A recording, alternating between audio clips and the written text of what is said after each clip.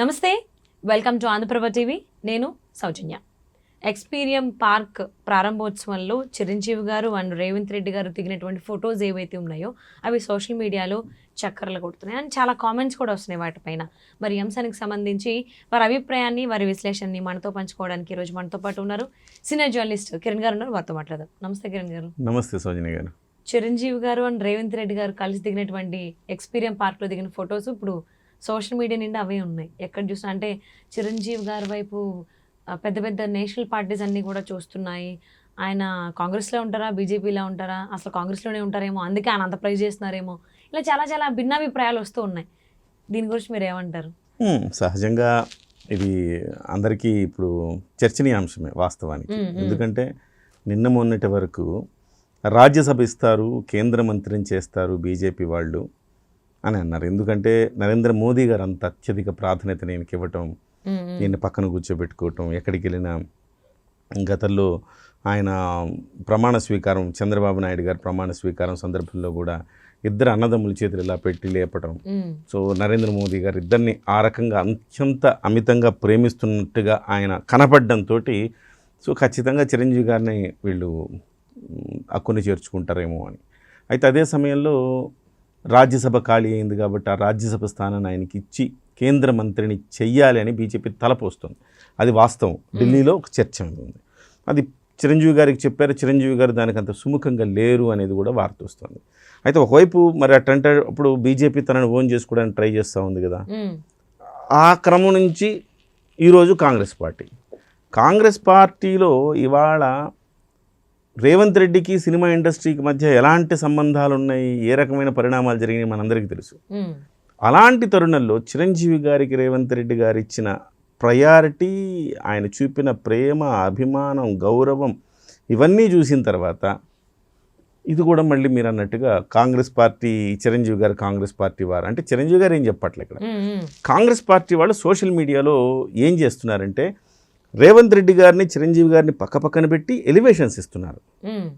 ఈయన స్వయం కృషితో ఎదిగిన వ్యక్తి, ఈయన స్వయం కృషితో ఎదిగిన వ్యక్తి అంటూ చిరంజీవి గారిని, రేవంత్ రెడ్డి గారిని పోలుస్తూ చూపిస్తూ, చూసారా మా నాయకుడు ఎంత ప్రయారిటీ ఇచ్చారో, చిరంజీవి గారు ఇప్పటికీ మావాడే, కాంగ్రెస్ పార్టీ ప్రాథమిక సభ్యత్వం ఇంకా ఆయన వదులుకోలేదు, ఇప్పటికీ మావాడే, కాబట్టి చిరంజీవి గారు ఎప్పటికీ మావాడే అని కాంగ్రెస్ వాళ్ళు, లేదు మావాడని బీజేపీ వాళ్ళు అంటున్నారు. ఇంతకీ అసలు విషయం మర్చిపోయారు. మరి పవన్ కళ్యాణ్ ఎవరు వాళ్ళు? ఆయన స్వయాన ఆయన తమ్ముడు. 21 సీట్లు సాధించిన తర్వాత తీసుకెళ్లి పాదాల వద్ద ఆ గెలుపుని ఆయన పాదాల వద్ద పెట్టి నమస్కరించిన వ్యక్తి పవన్ కళ్యాణ్ గారు. వీరైతే ఆయన్ని ముఖ్యమంత్రి చెయ్యాలి, మా అన్నయ్యని ముఖ్యమంత్రిగా చూడాలని తలచిన వ్యక్తి పవన్ కళ్యాణ్ గారు. జనసేన పార్టీ అన్నయ్యకు జరిగిన అవమానానికి ప్రతిగా జనసేన పార్టీ పెట్టిన వ్యక్తి పవన్ కళ్యాణ్ గారు. జనసేన పార్టీకి ఆశీస్సులు నిండుగా మెండుగా చిరంజీవి గారు ఇస్తున్నారు. చిరంజీవి గారి ఫ్యామిలీ అంతా మమేకమైంది కదా జనసేన పార్టీ మొన్న ఎన్నికల్లో. చిరంజీవి గారు తప్ప, చిరంజీవి గారు నా తమ్ముడు విజయం సాధించాలని కాంక్షిస్తున్నాను, నా తమ్ముడు పార్టీ విజయం సాధించాలని చెప్పాడు కదా ఒక అన్నగా. సో అటువంటిప్పుడు జనసేన వాళ్ళు మావాళ్ళు, చిరంజీవి గారు మావాళ్లే అని అనుకోవటంలో అందరికంటే హక్కు వాళ్ళకే ఉంది ఎక్కువ. సో ప్రతి పార్టీ, రాజకీయ పార్టీ కూడా మావాడంటే మావాడనే అంటారు చిరంజీవి గారు. ఇంతకీ ఆయన ఎవరు వారు? ఆయన అందరి వాడు అనుకున్నా. ఆయన అందరి వాడు. సినిమా కూడా వచ్చింది కదా. ఆయన అందరి వాడుగా ఉండటంలో ఒక ఆనందాన్ని ఆయన ఆస్వాదిస్తాడు. ఇందులో నేను ఫలానా పార్టీకి సంబంధించిన వాడైతే ఇంకొక పార్టీ వాడు బురద జల్లుతాడు. చిరంజీవి గారి మీద వ్యక్తిగతమైన ద్వేషం, కోపం ఏముండదు. ఆ పార్టీకి వెళ్ళాడు కదా, ఆ పార్టీ మీద కోపంతో ఆయన మీద బురద జల్లుతాడు. పొరపాటున ఈయన ఈ పార్టీలో ఏదైనా 4 మంచి మాటలు చెప్తే ఆ పార్టీ వాడు బురద జల్లుతాడు. ఈ గోలంతా నాకెందుకురా బాబు, నేనేమో ఇలాగా మాటలు అనిపించుకునే రకం కాదు, నేను అందరివాడిగా ఉండాలనుకుంటున్నాననే రాజకీయాల్లోంచి ఆయన విరమించారు. అలాంటప్పుడు ఇవాళ చిరంజీవి గారు అందరివాడిగా ఉండటానికి ఇష్టపడతారు తప్ప కొందరివాడిగా ఉండటానికి ఆయన ఇష్టపడరు. ఎవరి ఎలివేషన్స్ వాళ్ళు ఇచ్చుకోవచ్చు, ఎవరి భావన, ఎవరి కోరిక వాళ్ళు వ్యక్తం చేసుకునే అవకాశం మనకి సోషల్ మీడియా బాగా ఈ మధ్య కాలంలో ఎక్కువ ఇచ్చింది కాబట్టి ఇస్తారు. కానీ బట్ ఆ ఎక్స్పీరియం ఆ సదస్సులో, ఆ ప్రారంభోత్సవాల్లో చిరంజీవి గారికి స్వయాన యాక్చువల్గా ఈయన ముఖ్య అతిథి, చీఫ్ మినిస్టర్ గారు, ఆయన ప్రత్యేక అతిథి. ముఖ్య అతిథే అక్కడ రిబ్బన్ కట్ చేయాలి. కానీ లేదన్న మీరు కట్ చేయండి అన్న అని చెప్పి బలవంతంగా చిరంజీవి గారి చేతిలో ఆ కత్తెర పెట్టి కట్ చేయించాడు. అంటే అది ఒక ముఖ్యమంత్రి గారు ఆయనకి ఇస్తున్న గౌరవం. సో చిరంజీవి గారంటే మనం మొన్నటి జరిగిన పరిణామాలు మనం ఒకసారి చూసిన తర్వాత రేవంత్ రెడ్డి గారికి సినిమా ఇండస్ట్రీ మీద ఎందుకు ఇంత కోపం వచ్చింది అనుకొని మనం అనుకుంటే లేదు సినిమా ఇండస్ట్రీ మీద కోపం కాదు ఆయనకి, కొంతమంది చేసిన పనుల వల్ల కోపం అంతే. అదే సమయంలో సినిమా ఇండస్ట్రీ బిడ్డ, సినిమా ఇండస్ట్రీ పెద్ద ఆయన కాదన్నా ఆయనే పెద్ద. ఆ పెద్దని ఇవాళ ఆయన ఇంత గౌరవించాడు అనేది మనం ఇవాళ చూసాం. స్టేజ్ మీద స్వయంగా ఆయనకి దాహం వేస్తుందంటే ఇట్లా వాటర్ బాటిల్ తీసుకొని మొత్తం ఓపెన్ చేసి చిరంజీవి గారికి ఇవ్వడం, ఇవన్నీ చూశాక చిరంజీవి గారికి చాలా గౌరవ మర్యాదలు ఇస్తున్నారు రేవంత్ రెడ్డి గారు. రేవంత్ రెడ్డి గారికి స్వతహాగా చిరంజీవి గారు అంటే ఇష్టం. ఎందుకంటే ఆయన కష్టపడి ఎదిగిన తీరు, దాన్ని ఆయన ఇన్స్పిరేషన్గా తీసుకుంటానని చెప్పారు ఒక సందర్భంలో.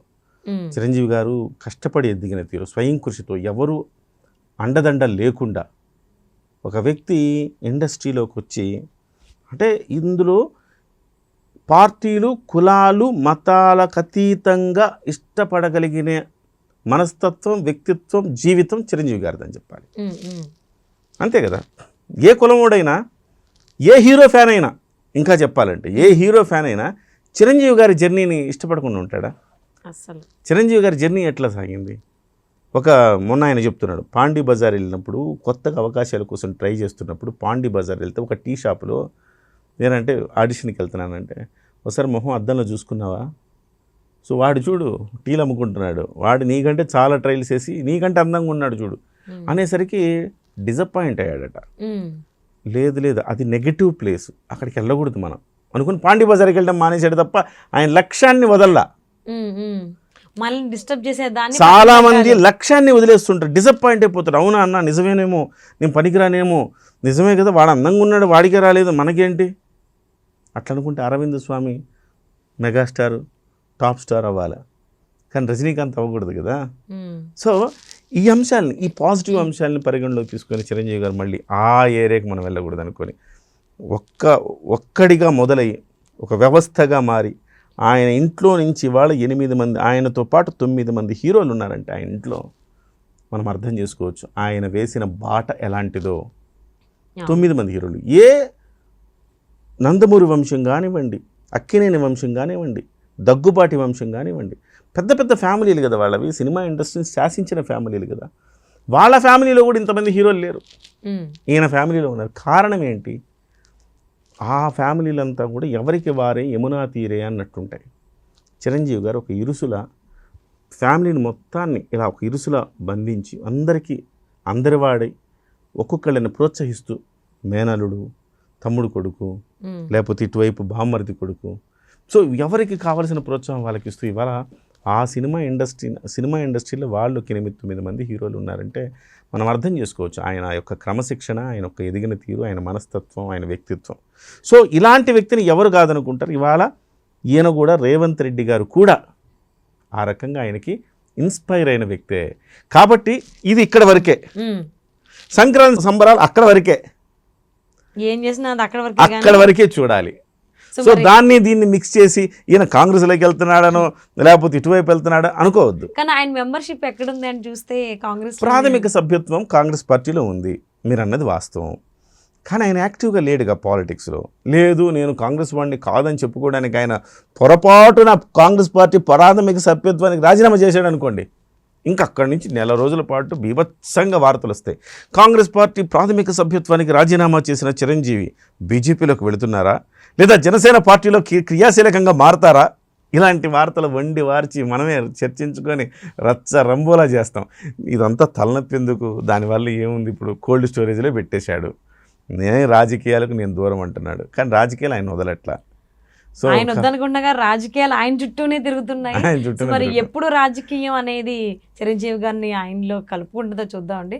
కలుపుకోవద్దు, చెప్పలేము. రాజకీయం చిరంజీవి గారు అందరూ కలుపుకోవద్దు. నందమూరి గారు ఉన్నారు అనుకున్నావా? పెద్ద ఆయన నందమూరి తారక రామారావు గారు రాజకీయాల్లోకి వస్తారు అనుకున్నావా? ఈయన వచ్చారు కదా, చిరంజీవి గారు వచ్చి ఇవి నాకు పడవు, సరిపడవు, ఇందులో రాజకీయం వదలట్లేదు కదా. ఆయన వదలట్లేదు, ఆయన వదిలేశాడుగా రాజకీయం. ఇప్పుడు సమ్ టైమ్స్ మనం వద్దనుకుంటాం, కానీ ఆ అంశం మన చుట్టూనే తిరుగుతుంది. ఎందుకంటే మనల్ని అక్కడ ఉండాలని డెస్టినీ ఆల్రెడీ డిసైడ్ అయిపోయింది కాబట్టి. సో ఇది కూడా అదే జరిగి ఉండొచ్చు కాబట్టి ఫ్యూచర్ ఎవరికి తెలుసు. ఏమో సౌజన్య సో గారు చూద్దామండి. సౌజన్య గారు మీరు కోరుకుంటున్నారు. మనసులో మాట బయటికి చెప్తారు త్వరలోనే అని మేము కూడా ఆశిస్తూ చిరంజీవి గారు చిరంజీవి గారా? ఇలా అనుకుంటున్నారేమో అనే మాట చిరంజీవి గారు మనసులో మాట బయట చెప్తారు, నేను అందరి వాడిని అని చెప్తారు. నాకు ఇలాంటి పదవుల మీద వ్యామోహం, అవును. ఆశ ఆయనకు వాళ్ళెవరికీ ఇలాంటివి ఏం లేవు. ఏదైనా సామాజిక కార్యక్రమం ఉంది చిరంజీవి గారు, మీరు సపోర్ట్ చేయాలని చెప్పండి. ప్రభుత్వాలకు అతీతంగా, ప్రాంతాలకు అతీతంగా నేను వస్తాను, నేను సపోర్ట్ చేస్తాను, మీ వెన్నంటూ ఉంటానని చెప్తాడంతే. అవును, ఆయన ఎంత రాజకీయం వద్దనుకున్నా రాజకీయం ఆయన వద్దనుకోవట్లేదు, కావాలని కోరుకుంటోంది. మరి ఏం జరుగుతుందో ఫ్యూచర్లో చూద్దామండి. Thank you so much Kiran గారు. నమస్తే అండి.